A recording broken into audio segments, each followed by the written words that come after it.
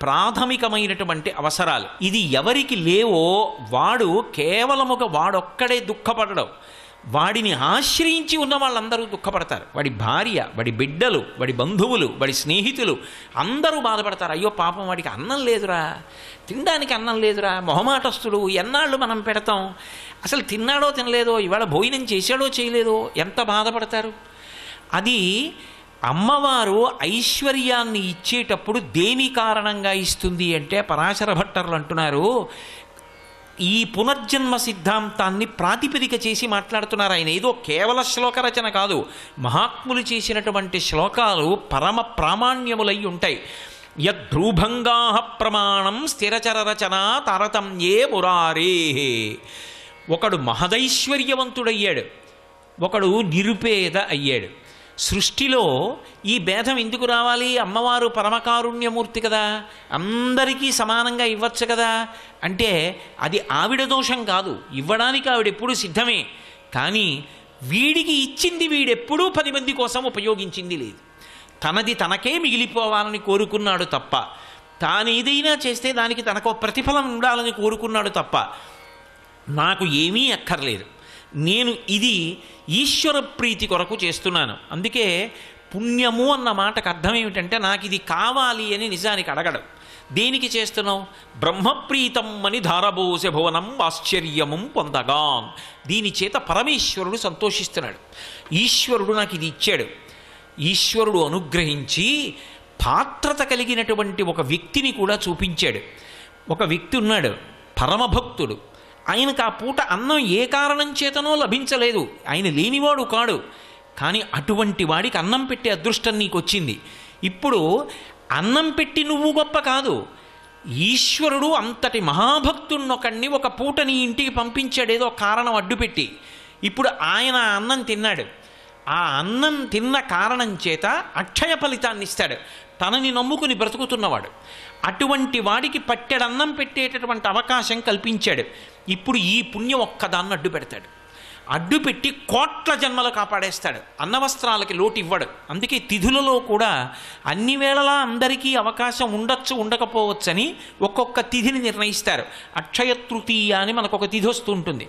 అక్షయ తృతీయ నాడు జలకుంభం అంటే కుండలో నీళ్లు పోసి యాలుక గుండ వేసి అది పట్టుకెళ్ళి దానం చేస్తారు. ఎవరైనా చల్లటి నీళ్లు తాగి తృప్తి పొందాడనుకోండి, ఆ తరువాతి కాలంలో వాడు ఏ శరీరంలో ఉండనివ్వండి నీటికి బాధ రాదు. అలక్ష్మి పట్టుకోదు. జ్యేష్ఠాదేవి అంటారు, లక్ష్మీదేవి కన్నా ముందు పుట్టింది ఆవిడ పట్టుకుందనుకోండి దుఃఖం అనుభవిస్తాడు. ఆ దుఃఖం అనుభవించవలసిన కారణం తొలగిపోతుంది. అందుకే ఒకడు మహదైశ్వర్యవంతుడయ్యాడు, ఒకడు అవలేకపోయాడు అంటే దేన్ని ప్రాతిపదిక చేస్తుంది ఆవిడ అంటే గత శరీరంలో వాడు ఏం చేశాడన్నదాన్ని ప్రమాణంగా తీసుకుంటుంది. యద్భ్రూభంగా ప్రమాణం స్థిరచర రచన తారతమ్యే మురారే వేదాంతా తత్వచింతాం మురభిదురసి యత్ పాదచిహ్నై తరంతి భోగోపోద్ఘాతకైళీచులిఖిత భగవత్వైశ్వరూప్యానుభావ సనశ్రీ అస్పృణీతాం అమృతలహరిధీలంఘనీయై అపాంగై. అమ్మా, నీ ఆ కడగంటి చూపు ఉన్నదే, ఆ చూపు కోసం సమస్త లోకములలో ఉన్నటువంటి జీవులు నీ వంక తిరిగి నమస్కారం చేసి చూస్తూ ఉంటారు. అందుకే ఇందిరా లోకమాత అని అమరకోశం లక్ష్మీదేవిని ఉద్దేశించి కేవలము తన కనుబొమ కదలిక చేత అంతటి ఐశ్వర్యాన్ని ఇవ్వగలిగినటువంటి తల్లి. అటువంటి తల్లి అనుగ్రహం కలగలేదనుకోండి, జీవితంలో బాధపడడంతో సరిపోదు, అది నిందకు కారణమవుతుంది. నేను అన్న మాట మీరు జాగ్రత్తగా పట్టుకోవాలి. లక్ష్మీ కటాక్షం అంటే కేవలం డబ్బు వచ్చి పడిపోవడం ఒక్కటే అని అనుకోకూడదు. లక్ష్మీ కటాక్షమునందు అంతర్లీనంగా ప్రతిపాదింపబడిన విషయం ఏ కాలమునందు ఏది కలగాలో దేశకాలముల యందు అది కలగకపోతే ఆ వ్యక్తి నిందకి పాత్రుడవుతాడు. తల్లిదండ్రులు కష్టపడి పిల్లవాడిని పెంచి పెద్ద చేసి విద్యాభ్యాసం చేయించారు, వాడు అక్కడికి రాలేదు, వాడొక్క 4 రూపాయలు సంపాదించలేదు. వాడు ఎంత చదువుకోనివ్వండి, ₹1 కాసు సంపాదించకుండా తిరుగుతున్నాడు అనుకోండి, అమ్మ తిట్టదు. అమ్మ తిట్టినా తాటాకు మంట, అమ్మకి కోపం ఉండదు అసలు. అమ్మ నోటి వెంట ఎప్పుడైనా ఒక నిందావాక్యం వచ్చింది అంటే ఆశీపురస్సరంగా వస్తుంది తప్ప అసలు అమ్మ బిడ్డడు పాడవ్వాలని తిట్టడం అన్న మాట లోకంలో ఉండదు. అటువంటి తల్లిట బాధపడి నింద చేస్తుంది. ఎప్పుడు నింద చేస్తుంది అంటే, వీణ్ణి నేను ఎందుకు కన్నానంటే రెక్కలు అలిసిపోయినప్పుడు ఆయనకి ఆసరా అవుతాడు అని కన్నాను. అందుకే కొడుకు ఎవరు అంటే శాస్త్రం కొన్ని మాటలు చెప్పింది. ఏ కొడుకు తండ్రి ఒక చూరు కింద ఉన్నప్పుడు కొడుకుతో కలిసి ఉన్నప్పుడు ఆ కొడుకు తిరుగుతుంటే తండ్రి ఆనందపడిపోతాడో, ఆ చూపు చాలు వాడు తిరుగుతున్నాడు అని ఆనందపడిపోవాలి. తండ్రి పడుకుంటున్నాడు, కొడుకు వచ్చి ఒక్కసారి కాళ్ళొత్తి వెళ్ళాలి తండ్రి గారికి. తండ్రి శంకరుడు, శివాలయంలో కాదు శివుడు ఉండేది. నమశంకరాయచ వేదం చెప్పింది. శంకరుడు ఎక్కడ తిరుగుతాడు అంటే తండ్రి రూపంలో తిరుగుతాడు. తండ్రి ఆర్తి ఎప్పుడూ శుభాలు చెయ్యాలని ఉంటుంది. నేను పాడైనా పర్వాలేదు, నా కొడుకు సంతోషంగా ఉండాలి అని తండ్రి ఆలోచిస్తాడు. అటువంటి తండ్రి కాళ్ళు ఒత్తడం అంటే పరమేశ్వరుడి కాళ్ళు ఒత్తడం.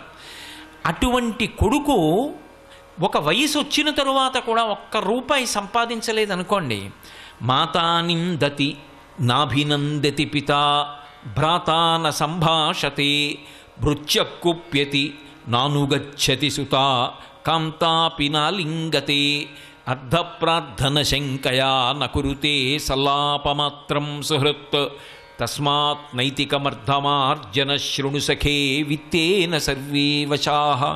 సఖే, ఓ స్నేహితుడా విను అని ఒక ముఖ్యమైన విషయాన్ని ప్రతిపాదిస్తున్నారు. డబ్బు లేకపోతే నిందకి గురైపోతావు. ఎంత డబ్బు అన్న ఆర్తి వద్దు, కానీ సంపాదించాలి, ప్రయత్నం ఉండాలి. ఆ ప్రయత్నం కూడా చేయకుండా ఒక్క రూపాయి సంపాదించకపోతే మాతా నిందతి, అమ్మ నిందిస్తుంది. నాభినందతి పితా, తండ్రి కొడుకుని చూసి సంతోషంగా ఎరా అని ఇలా వెన్నుపామ్మి తట్టడం. నాభినందతి పితా భ్రాతా న సంభాషతే, మేము కష్టపడి సంపాదిస్తాం, వీడొక్క రూపాయి తేడు అన్నదమ్ములు మాట్లాడరు. భృత్యకుప్యతి, సేవకుడు చెప్పిన పని చేయడు, ఒక్క రూపాయి ఇవ్వలేవు కానీ పనులు చెప్తావా అంటాడు. భృత్యకుప్యతి నానుగచ్చతి సుతా, తండ్రి గారి ఇంట్లోకి వస్తూ ఉంటే కొడుకు జలపాత్ర పట్టుకుని ఎదురొచ్చి నాన్నగారు కాళ్ళు కడుక్కోండి అనాలి. ఎదురు రాడు. నానుగచ్చతి సుత కాంతాపి నాలింగతే, భార్య కూడా ప్రియమార ఆలింగనం చేసుకోదు.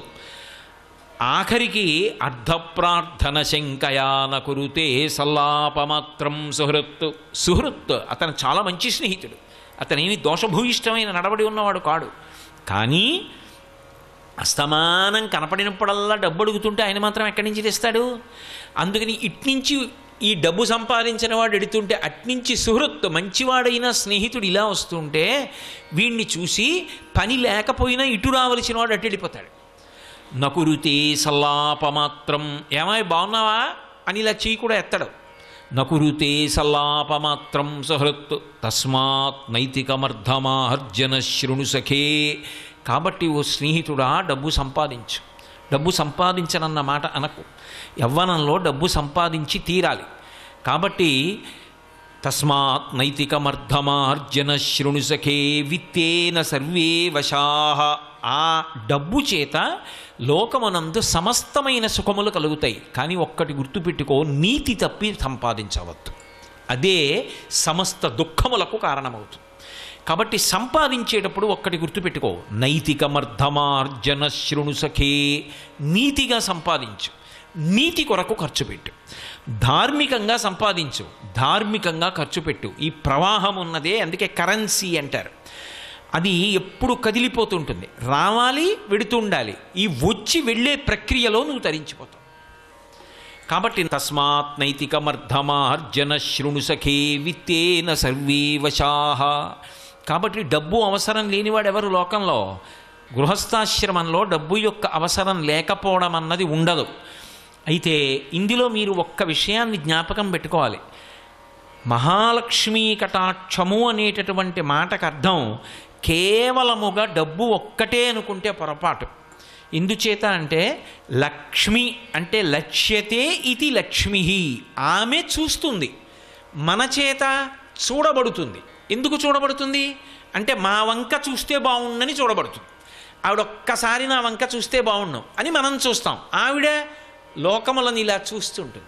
మరి అదేమిటి, ఆవిడ చూస్తుంటే నన్ను చూస్తే బాగుండని చూడడం ఏమిటి అంటే, ఆవిడ అంతటా చూస్తున్నా ఆవిడ చూపు నీ మీద పడలేదు. అది దరిద్రానికి కారణమైంది. అంతటా చూస్తూ నిన్ను చూడకపోవడం దరిద్రానికి కారణమైతే, అంతటా ఆవిడ చూడడం, అంతటా లక్ష్మిని నింపుతుంటుంది ఆవిడ. సర్వం శ్రీ ఉమామహేశ్వర పరబ్రహ్మార్పణమస్తు. స్వస్తి.